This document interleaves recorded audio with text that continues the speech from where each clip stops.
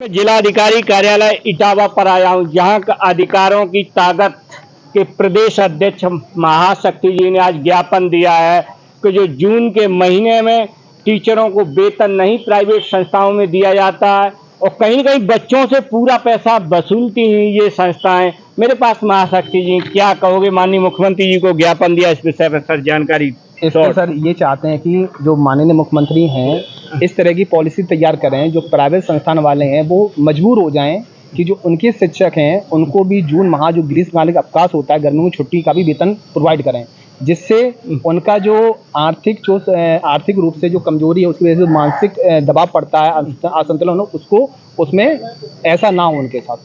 बहुत बहुत धन्यवाद। इसी बीच मेरे पास शिक्षा जगत से भी जुड़े रहे न्यायपालिका से सत्यप्रकाश शास्त्री जी हैं। सर, कैसे देखते हो शिक्षा के विषय में ज्ञापन दिया गया है? कहीं न कहीं आज की जो शिक्षा है किसान, गरीब मजदूर, गरीब तबका अधिकारी स्तर पर नहीं पहुंच रहा है, क्योंकि पढ़ने के लिए पैसा नहीं है। प्राइवेट संस्थाओं में बड़े पैमाने पर फीस वसूली जाती है, किसी गरीब और किसान के बच्चे वहां तक नहीं पहुंच सकते। क्या कहोगे सर? इस संबंध में ये कहना है कि जो आज जो शिक्षा माफिया चल रहे, हजारों में जो है शुल्क वसूल रहे और बच्चों को कुछ नहीं है ना, जो वहाँ कार्य कर रहे हैं उनको भी जून का वेतन नहीं है ना, और लाखों में जो है वसूली की जा रही है। शिक्षा तो एक सी होनी चाहिए। क्या शिक्षा, ये जो कॉलेज वगैरह चला रहे शिक्षा के नाम पे क्या धंधा चला रहे हैं? ये पूरा धंधा चल रहा है, देसी कुतिया बिलायती छाता वाला हिसाब है इसमें। ऐसे कुछ भी नहीं है। कॉलेज की संस्थाएं चला रहे हैं वो आजकल बहुत पैसे वाले हो गए हैं, इतने बड़े पैमाने पर बच्चों से फीस वसूलते हैं, लेकिन ये जो टीचर खड़े इन्हें पैसा नहीं देते हैं, प्रोफेसर हैं। सच्चाई तो ये हमारे देश में प्राइवेट संस्थाओं पर रोक लगना चाहिए। जब हमारे देश में सरकारी संस्थाएं हैं तो प्राइवेट संस्थाओं को क्यों बढ़ावा देती है सरकार? क्या कहोगे, प्राइवेट संस्थाओं को बढ़ावा क्यों नहीं? मैं एक बात विशेष कहना चाहता हूँ, ये समान शिक्षा लागू की जाए और ये फीस शुल्क वसूली जा रही है वो इसे खत्म किया जाए, क्योंकि हर प्रतिभाशाली छात्र को पढ़ने का अवसर। किसी भी अधिकारी या सरकारी एम्प्लॉय का कोई भी बच्चा सरकारी स्कूल में पढ़ते हुए नहीं दिखाई देता है। कैसे देखते हो? अरे क्यों नहीं पढ़ रहा है? ये वहां पर कोई शिक्षा की व्यवस्था ही नहीं है।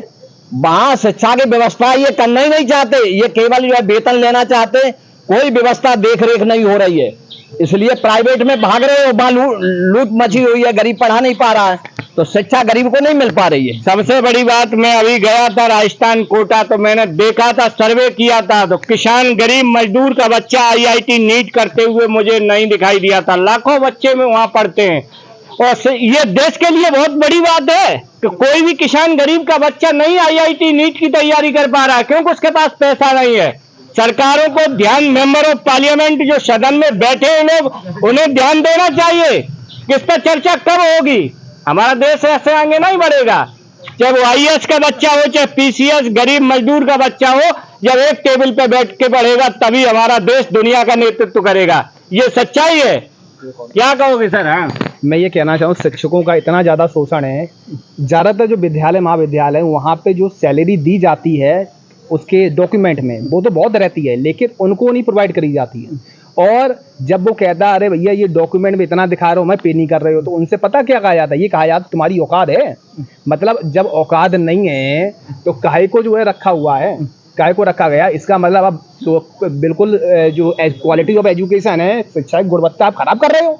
अगर क्वालिटी क्यों रखे हो? अगर क्वालिटी है तो पैसे दो। हम कहते हो तुम्हें 10 दिखा रहे हो, 5 देना है, तो 5 आप व्यवस्था सरकार ऐसी करे 5000 भी खाते ही नहीं आए। अगर 5000 देने हैं वो खाते में दो, अगर दिखाई तो देनी चाहिए उसकी क्या औकात है। ये दोनों कि आप दिखा रहे 10,000 और दे रहे 5,000, उसको कहते हो कि तुम्हारी पढ़ाने की क्षमता नहीं है। इसका मतलब टोटल है कि आप शिक्षा की एजुकेशन की क्वालिटी को खराब कर रहे हो।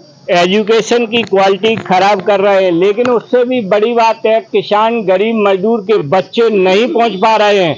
जो ये दिमाग के जो तेज लोग बैठे हैं वो कहीं ना कहीं किसानों को नहीं पहुंचने देंगे। ये बहुत बड़ी देश की सच्चाई है। आप दिल्ली में तो कोचिंग, जहां भी कोचिंग, या नोएडा जाइए या फिर राजस्थान कोटा जाइए, वहां किसान गरीब मजदूर का बच्चा आपको IIT नीट और PCS की तैयारी करते हुए नहीं मिलेगा, क्योंकि उनके पास पैसा नहीं है। लेकिन सरकार को ध्यान देना चाहिए कि समान शिक्षा कैसे देश में हो। जब देश में समान शिक्षा लागू होगी तभी हमारा देश आगे बढ़ेगा। क्या कहोगे सर?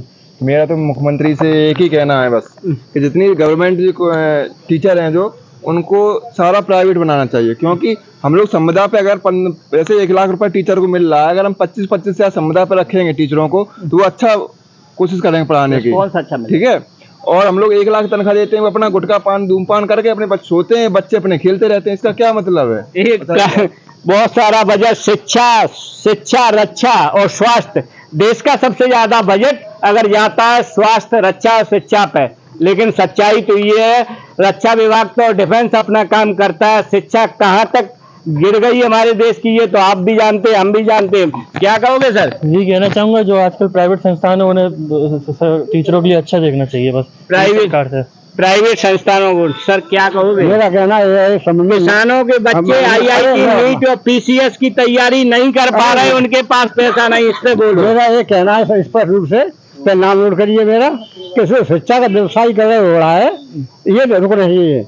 जो शिक्षा में व्यवसायीकरण होगा तो जो ज्यादा खर्च करेगा और ज्यादा वेतन जो देगा स्कूलों में धन वो शिक्षा प्राप्त करेगा, और ये रुकनी चाहिए। और सबका जो है स्पेशलाइजेशन ऑफ दिस एजुकेशन होना चाहिए, शिक्षा का राजकीयकरण होना चाहिए, जिससे सब समान एक ही स्कूल में जाए। आज शिक्षा का निजीकरण है, इसलिए भेदभाव हो रहा है। शिक्षा का निजीकरण, हाँ, ये रुकना चाहिए, राजकीयकरण होना चाहिए, राजकीयकरण शिक्षा का हो, आवाज उठाना चाहिए। आप किसान यूनियन के नेता हैं, क्या कहोगे सर? मैं तो यही कहूंगा जो हम बात करें वो सिर्फ सॉल्यूशन, छोटे मोटे सॉल्यूशन की है।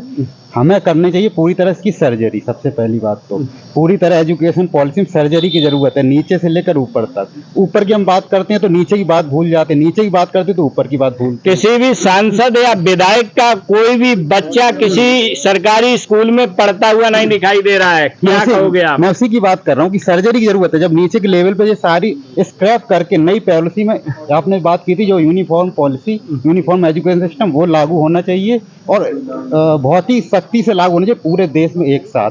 और उसमें ये होना चाहिए कि सारे सारे जो होंगे गवर्नमेंट के अंडरटेकिंग होंगे, इन प्राइवेट स्कूलों को बिल्कुल सही बात, गवर्नमेंट के अंडरटेकिंग में लो और उनको कहो कि हम आपको मैनेज करेंगे सारे स्कूल्स को, आप सिर्फ बस देखो उसका मैनेजमेंट, बाकी सैलरी हमारे से जाएगी और हम पूरा मैनेज करेंगे ऊपर से नीचे तक। सारे स्कूल्स को अपने कब्जे में लो या अंडर कंट्रोल लो और सारे स्कूलों में जो शिक्षा व्यवस्था है वो एक जैसी करो, पूरा यूनिफॉर्म तरीके से। और उसके बाद फिर शिक्षा का राजकीयकरण। हाँ, देखो बड़ी बात है, शिक्षा का देश में राजकीयकरण होना चाहिए, क्योंकि ये अगर व्यवस्था रही तो किसान, गरीब मजदूर के बच्चे, बुनकरों के बच्चे शिक्षित हो पाएंगे। न सच्चाई तो ये है कि हमारे देश में जिनके पास पैसा है वही शिक्षित हो पाएंगे और जिनके पास पैसा नहीं है वो वास्तविकता सच्चाई से बहुत दूर रहेंगे। नकल के विषय जैसे कि महाविद्यालय हैं जहाँ ये कोर्सेज में BSc BA BCom होते हैं ना, विकट नकल की व्यवस्था है। नकल महाविद्यालय में नकल होती है। महाविद्यालय कई ऐसे इटावा में ही महाविद्यालय, पूरे उत्तर प्रदेश में महाविद्यालय ऐसे जहाँ नकल होती है। और इस तरह से नकल पूरा पेपर चीट करवाया जाता, पूरा पे कैमरे लगे होने के बावजूद भी चीट करवाया जाता है। आप प्रोफेसर हैं, पढ़ाते हो, कैमरा लगे होने के बाद भी चीट कर रहा है। मैं गवर्नमेंट से ये निवेदन करना चाहता हूँ कम से कम नकल ना हो। बहुत सारे ऐसे बच्चे हैं जो पढ़ना चाहते हैं, पढ़ते हैं, मेहनत करते हैं, अगर वो पीछे रह जाएगा और बिना पढ़े लिखा आगे निकल जाएगा तो उसके मानसिक स्तर पे कितना खराब प्रभाव पड़ेगा। तो मैं गवर्नमेंट से ये निवेदन करना चाहता हूँ, बारंबार निवेदन करना चाहता हूँ, नकल विहीन परीक्षा। इटावा में नकल होती है? हाँ, इटावा में कई कॉलेज में नकल होती है, कई कॉलेजों में महाविद्यालय में नकल होती है, हर जगह नकल होती है। महाविद्यालय में नकल होती है, इस पर जिलाधिकारी इटावा ध्यान दें कि जो इटावा डिस्ट्रिक्ट में जो कॉलेज हैं उनमें नकल बंद करवाई जाए। कहीं न कहीं ये जिम्मेदारी शासन प्रशासन की है। बहुत बहुत धन्यवाद। इसी के साथ मैं कपिल यादव, MBM न्यूज़ 24, जिलाधिकारी कार्यालय इटावा, उत्तर प्रदेश।